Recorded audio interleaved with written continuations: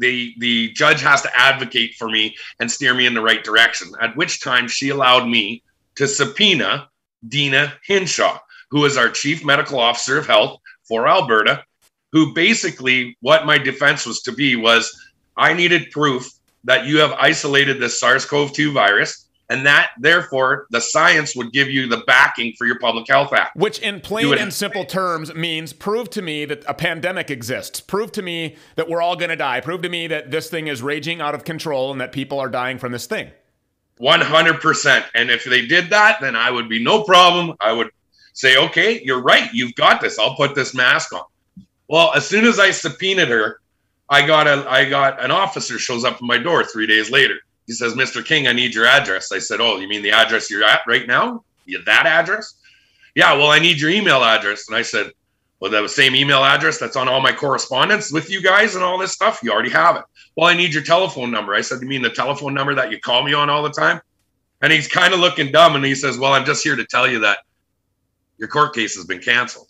I was like, this can't happen. You can't cancel my court case. And he kind of snickered. Well, I ended up calling the courthouse, got it rescheduled. And upon the rescheduling, I got it in. And next thing I know, I'm being subpoenaed by Deena Hinshaw's lawyers now on a Sunday morning at 11:53 in the morning. I timestamped process server serving me this. In less than 24 hours, I had to be in behind closed chambers with Deena Hinshaw's lawyers and the judges. And I'm like, okay, well, this is odd. This is what's called a procedural violation. You cannot service somebody a subpoena less than 24 hours before court. And I knew they were up to something dirty. When I got the subpoena, we went into court. I get into court the next day. I call procedural violation 100%. They said, yes, it's a procedural violation. I said, okay, Your Honor, well, let's adjourn it to Wednesday. And this would have been July 24th. And I would have been in court. And she says, no, we can't. I said, Your Honor, this is a procedural violation. And well, when that happened, Deena Hinshaw's lawyer spoke up.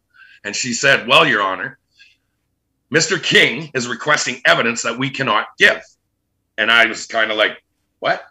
And I sent you a screenshot of it. And in the screenshot, it says, the chief medical officer of health has no material evidence to provide Mr. King for his defense, which basically means everything that I requested in Schedule A, which is the isolation of the SARS-CoV-2 virus, that needs to be 100% isolated in order to base your scientific facts on these public health acts. You don't have material evidence for this. And they said no. And I had to reiterate again to the lawyer or to the judge. I said, Your Honor, just for the record, I want it to be on the record, duly noted, that the Chief Medical Officer of Health of Alberta does not have material evidence I request. She says, yes, Mr. King, they did say that. Perfect. I lose the subpoena on Deena Hinshaw. That's okay, because what had happened is a procedural violation. Now, what they've done is the court system actually bamboozled me and sent me in the wrong direction, which is a violation of my rights as a Canadian citizen. I go in on the 24th, and I couldn't believe it. There are attorney general prosecutors from Ottawa in the courtroom. And now my statement says, no longer does it say Deena Hinshaw versus Patrick King. It states the Queen, Her Majesty the Queen versus Patrick King. So now, where's my accuser? If the Queen is my accuser, I get to address my accuser. Well, lo and behold, they find out that everything I did is absolutely phenomenal. They can't believe it. I'll still remember the look on the faces. So I reiterated again. The Chief Medical Officer of Health of Alberta, Ms. Deena Hinshaw, and AHS and the Alberta provincial government do not have the material evidence I request for the isolation of SARS-CoV-2. And when the judge said that, these two stenographers, or a stenographer and a clerk, just went like this.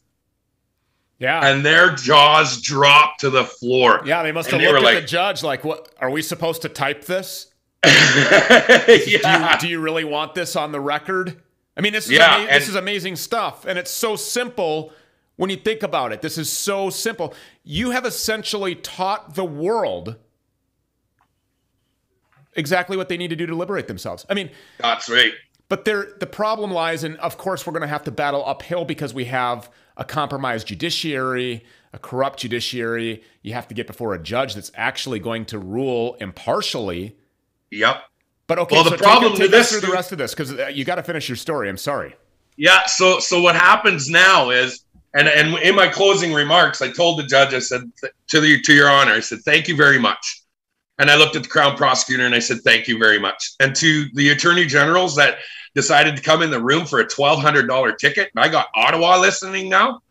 Thank you to each and every one of you, because you taught me everything I need to know to be the loudest, proactive advocate for everybody across Canada, let alone North America and the world. Because now we know exactly what you guys are doing to us. We have it on record. We have the proof. And you know what? I get these transcripts this afternoon. I wish I would have had them before you called me this morning, because then I would have been able to provide it to you. And hopefully maybe we can do a sequel to this when I have it all. But in the transcripts, I stated, and I know they're shaking in their boots.